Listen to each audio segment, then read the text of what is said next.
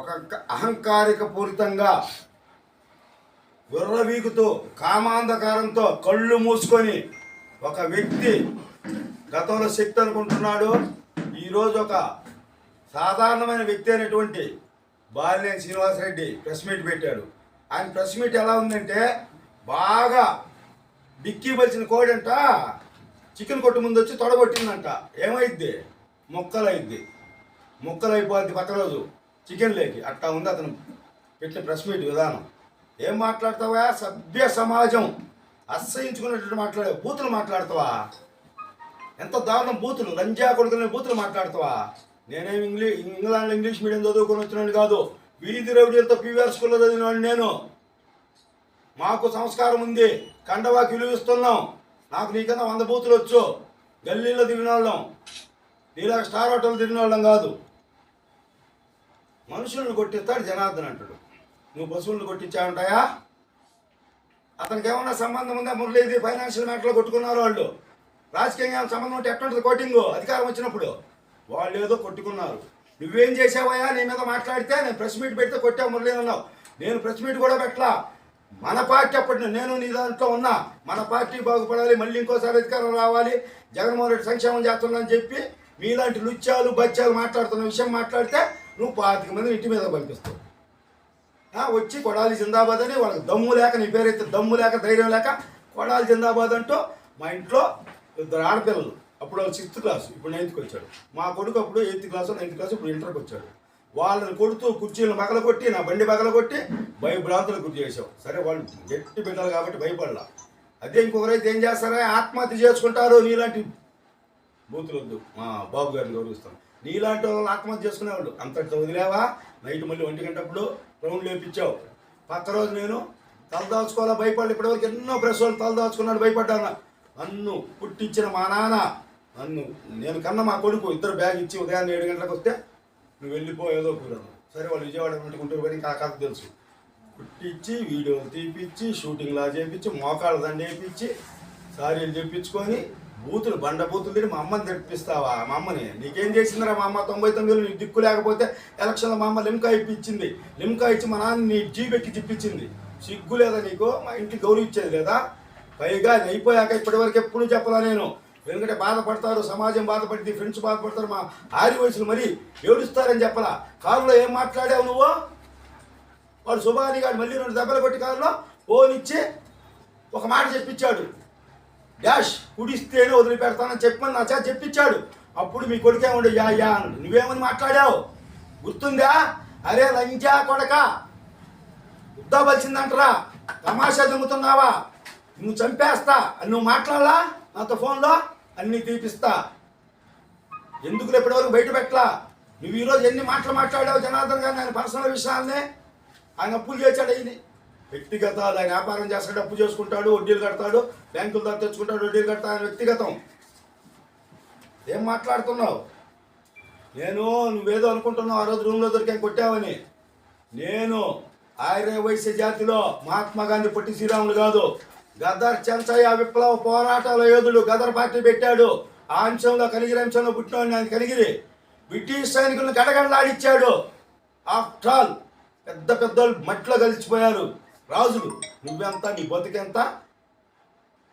తిడతావా? చూపిస్తాం నీకు ఆధారాలు సహా చెప్పిస్తాం మొత్తం. నువ్వు గతంలో కాపు ప్రముఖ నాయకుడు, ఒంగోలు ప్రకాశం జిల్లా డీసీసీ అధ్యక్షుడు చేసినటువంటి పసుపులేటి మాలకొండ అయినాడు, తెలియనోళ్ళాడు, దమ్మున నాయకుడు.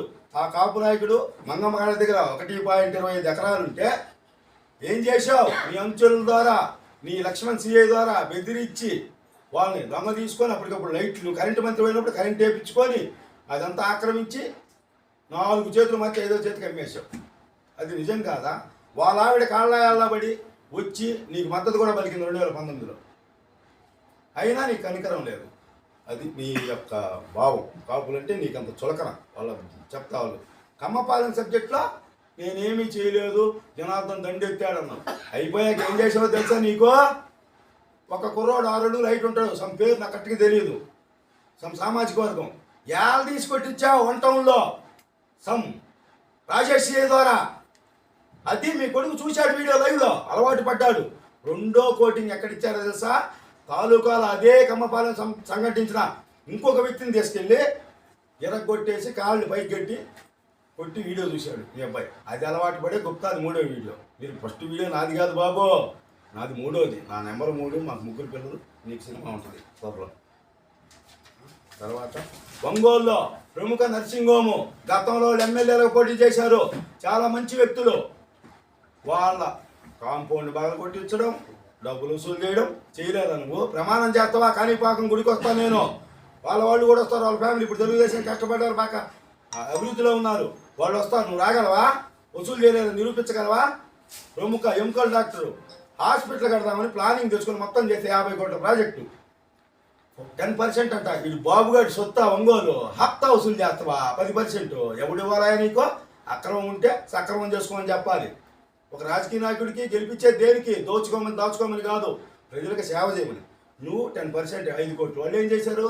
మేము ఇవ్వలేము అని చెప్పి కన్స్ట్రక్షన్ ఆపుకొని ఇప్పుడు మన ప్రగతి భవన్ ఎదురు కట్టుకుంటున్నాం. నా దగ్గర ఉంది.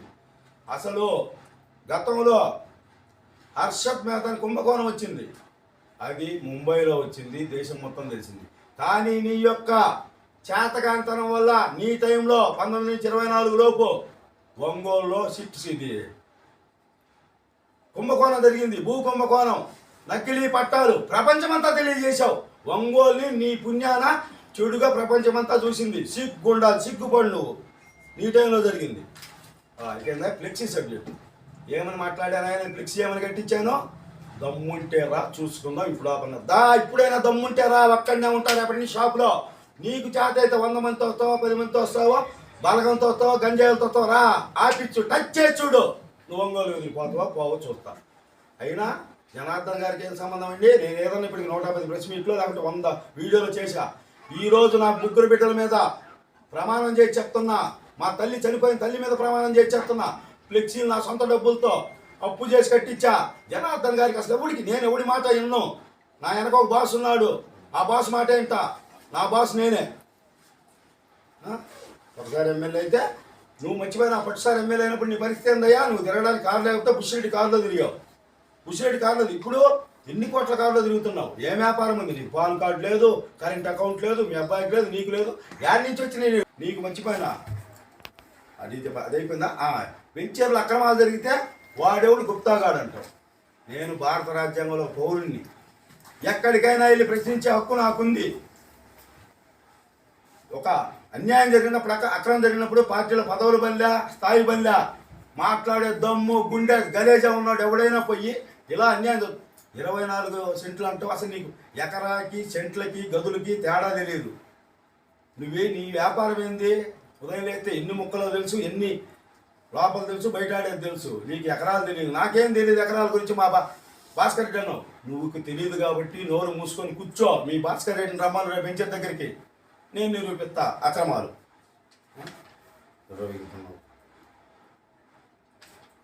ఏమండి? భాస్కర్ రెడ్డి రేపు రమ్మనండి. రేపు 12 గంటలకి నేను వెంచర్ దగ్గరికి, నీ విల్లాస్ దగ్గరికి వస్తా. నీకు దమ్ముందా? నేను ఆధారాలతో వస్తా, కాగితాలతో. నీకు దమ్ముందా? దా చొక్కా ఇప్పుతా. నువ్వు కూడా రాడికి రా, చూసుకుందాం. ఏమైనా లంజా కొడుకులు అంటవా? రేపు వచ్చేవాడు లంజా కొడుకు అంటవా? ఎవడరా లంజా కొడుకులు? రేపు రా, వైశ్య దమ్మున్న నా కొడుకుని రా. నువ్వు 100 మందితో రా, 1000 మందితో రా, నా సినిమా చూపిస్తా.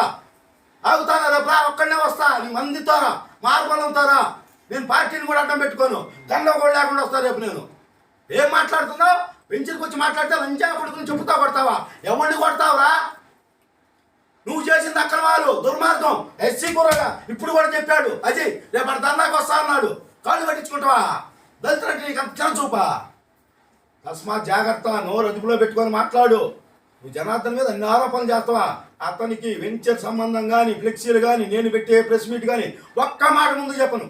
వాట్సాప్ పెడతా వచ్చిన లింక్ని, అంత మటుకే. కానీ ఎటువంటి మాట 2.5 సంవత్సరం నుంచి ఆయన నేను చేతి ఎత్తుతాడు కానీ ఆయన నాకు చేయడు. ఎప్పుడు మా బిడ్డల మీద, 3 బిడ్డల మీద, మా తల్లి మీద, చనిపోయిన తల్లి మీద ఒట్టేస్తున్నా. లేస్తే కుంటోళ్ళే తింటోళ్ళ మీద పోయినట్టు. ఏమయ్యా నీకు అంత అహంకారం? అయినా బ్లూజ్ అతనేందో ఈ రోజు దాకా దామచర్ల జనార్దన్ ఉన్నాడు. నేను మాటిస్తున్నా, సాయంత్రం 6:30 తర్వాత డీజేగా ఎత్తుతున్నాడు అవతారం. నీకు దమ్ముందా? డీజేని పే చేసే దమ్ముందా? అరే అధికారంలో ఎవరున్నారా? డీజే ఉన్నా, నువ్వన్నా. ఈ రాష్ట్ర చరిత్రలో సిగ్గుచేటు ఒంగోలుకి 40,000 తోడిపోయి 34,000 63,000 63 ఓట్లతో పోయావు. సిగ్గు లేదా? సిగ్గు రాలేదా? ప్రజలు నమ్మారేమో భూకంప నమ్మేదేందా? నమ్మకుంటే ఎందుకు వేస్తారా ఈ ఓట్లు? సుబ్బారావు దగ్గర డబ్బులు తీసుకున్నాడు, ఆయన వ్యాపారాలు చేసుకుంటే వడ్డీకి తీసుకుంటో బదులు తీసుకుంటే వ్యాపారం పార్ట్నర్షిప్ తీసుకున్నాడు తీసుకోలేదో నీకు తెలుసా? నిరూపించగలవు నువ్వు? ఆయన తరపు నేను చెప్తున్నా, డీజేకి అవతారం ఎత్తిస్తా. నువ్వు అనవసరం గెలికావు, నిప్పురవని గెలికావు. రేపటి నుంచి ఫేస్ చేయి. నువ్వు నైట్ వెళ్తున్నావు ఊరికి ఉందా? రేపు ఉంటావా? దమ్ముందా? 3 నెలల అప్పులు తెచ్చుకుంటాడు. ఏమాడితే నీకు వస్తాయి? ఏం వ్యాపారం చేస్తే వస్తాయి? బయట ఊరు పోయి ఏం చేస్తే వస్తాయి డబ్బులు నీకు? నీకు వ్యాపారం ఉందా? సాపారం ఉందా? ఏమన్నా ఉందా? కొట్టు ఉందా? బంగ్లా ఉంది? ఏముంది? నాకు 2 వ్యాపారాలు ఉన్నాయి. నన్ను అడిగేవాడు లేడు. నువ్వేమనుకుంటున్నావు నా గురించి? రాజ్యాంగం చదువుతున్నా. భారత రాజ్యాంగం అంబేద్కర్ రచించింది మా బాసు. దళిత నాయకుడు, దళితుడు అనకూడదు, భారత జాతి ముద్దుబిడ్డ రచించ. ఇదిగో జడ్జి జడ శ్రావణ కుమార్ నాకు కొనిచ్చాడు 650 పెట్టి. నా పోరాటం చేయి గుప్తా, ఈ నా కొడుకును వదలొద్దని. అలానే విప్లవ పోరాటమే శ్రీశ్రీ చదువుతా. నేను ఖాళీగుండ నీదాగా పేకాటాన్నో, ఖాళీగుంట పుస్తకాలు చదువుతా, పాటలు వింటా, ప్రజల సమస్యలు తెలుసుకుంటా. ఈ రోజు చెప్తున్నా, నా మెయిల్ ఐడి ఇస్తా, నా నెంబర్ ఇస్తా, నా షాప్ ఏడే ఉంటా. ప్రతి బాధితుడు రండి.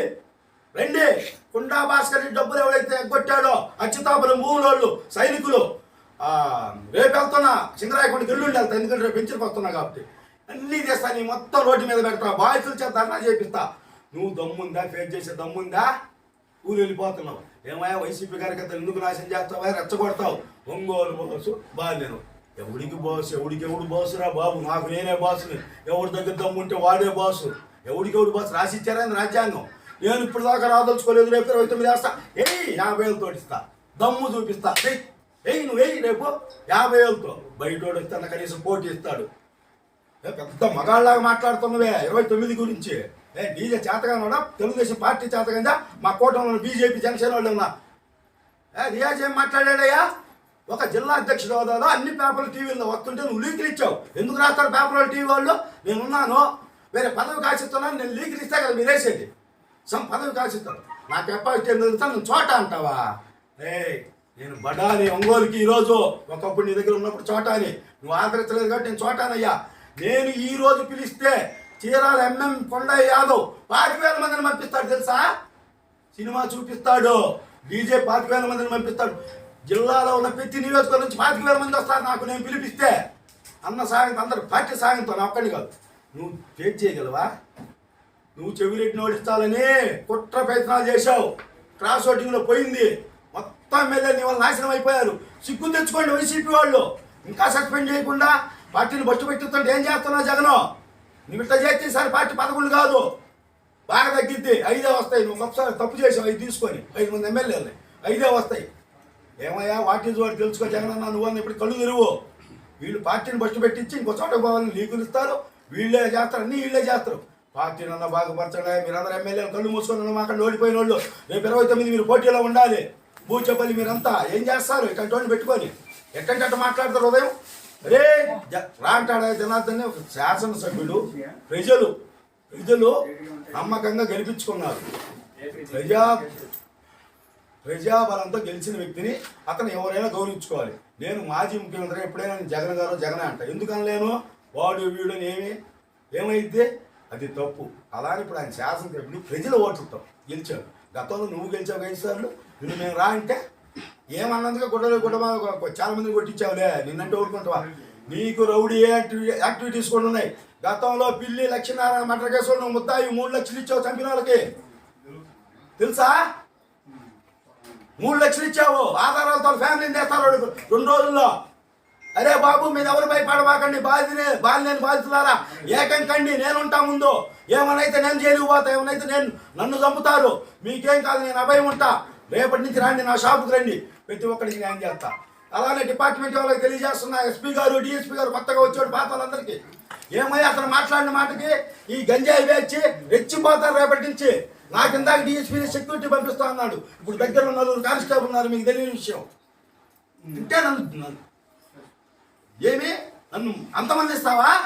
డిఎస్పీ నాకెందుకు ఫోన్ చేస్తాడు? 3 సంవత్సరాల నుంచి చేయనోడు పెద్ద కొడాలి దుస్తులతో పెట్టుకున్న ఢిల్లీలో ప్రెస్ మీట్ పెట్టా. గల్లీ కదరా నీ స్థాయికి ఎప్పుడు ఢిల్లీలో పెట్టుకో చేత అయితే దమ్ముంటే. ఏం మాట్లాడుతున్నా నేను రాజీ అనలేక నాకు అహంకారము కళ్ళుకెక్కితాయా? అహంకారం కళ్ళుకెక్కితే ఏమైంది?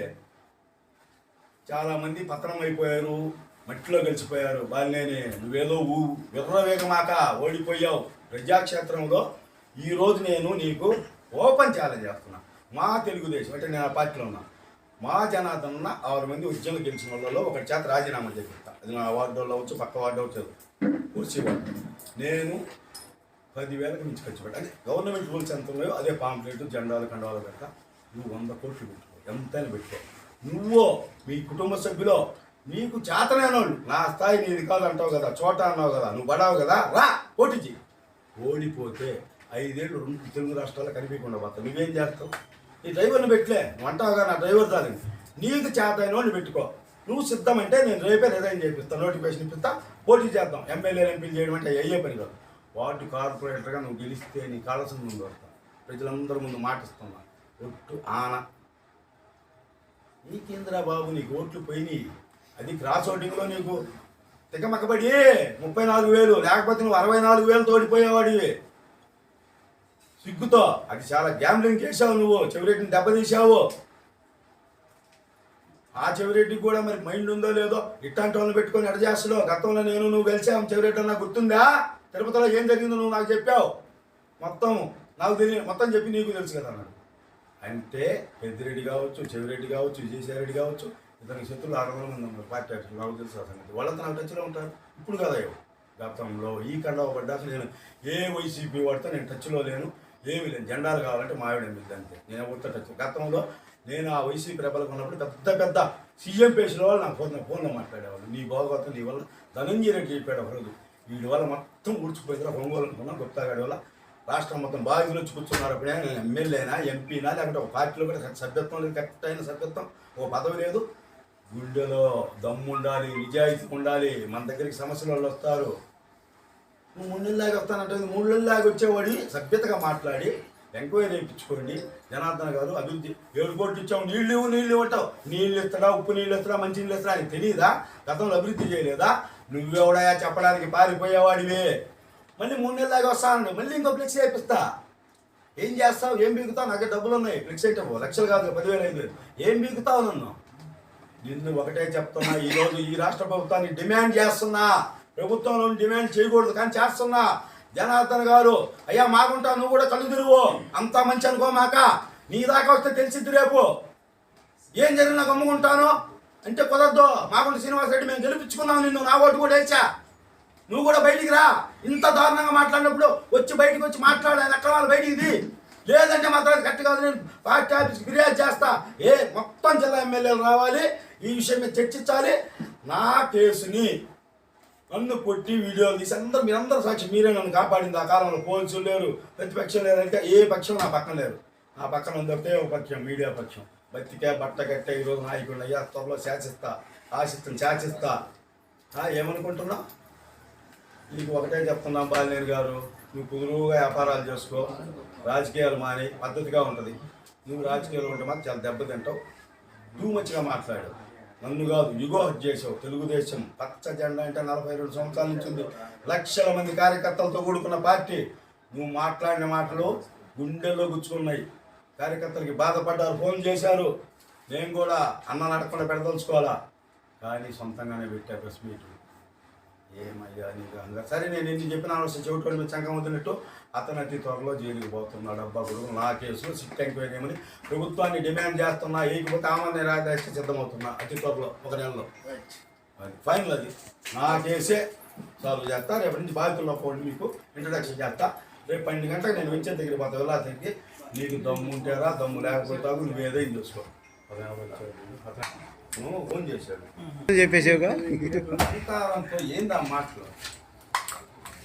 పాపం ఆయన లేదు, ఆయన పని. అయ్యా ప్రింట్ ఆఫీసులోనంట నాకు నిన్న తెలిసింది, వీళ్ళు ఒక జిల్లా కాదంట, ఇప్పుడు 26 ఎన్నో తెలియదు, పాత 13 జిల్లాల్లో లైన్ మెన్లు వీళ్ళ దగ్గర ఎవరు షిఫ్ట్ ఆపరేటర్లు ఊట్లంట దండుకున్నాడు. హలో, ఇంకో గుడ్ న్యూస్ బాగాలేని నీకు ఎర్ర చందనం సబ్జెక్ట్ చేస్తున్నా త్వరలో కాసుకో. ఇంకా ఇండియా మొత్తం భయపడే సబ్జెక్ట్ ఉంది, అది ఇక్కడ కాదు, విజయవాడలో పెడతాను మంచి మీటు. అందులో నీ పాత్ర కూడా ఉందంట, చాలా పెద్దది. ఇండియా మొత్తం వణికిద్ది, ప్రధానమంత్రి దాకా పోద్ది, కొన్ని లక్షల మంది జీవితాలు నాశనం చేసే బెట్టింగుల్లో. అది ఈరోజు కాదులే, బెట్టింగ్లు ఎవరి తర్వాత చెప్తా. నీ దగ్గర చందనం చేస్తున్నా, కాసుకో, చేత అయితే కాసుకో పో. ఇదే నా సవాల్.